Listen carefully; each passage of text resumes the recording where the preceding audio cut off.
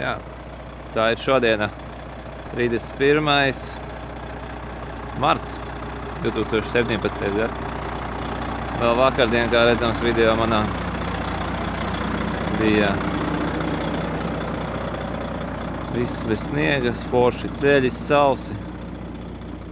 Un šodien sniegs.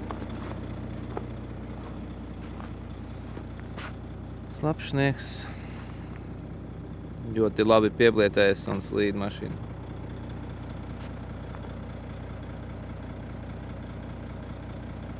Tā, mainās laikapstākļi. Protams, tur, kur dzīvo Genādijs, viņam nav sniega. Un tas ir tālajā Aucē, kas ir no šejienes aptuveni 200 km tikai.